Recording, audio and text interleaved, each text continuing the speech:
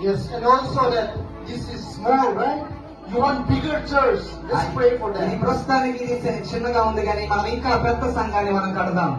May God bless you all and expand more and more for the kingdom of దేవాది God. దేవుడు మిమ్మల్ని దీవించును గాక, బలపరచును గాక. ఆమేన్.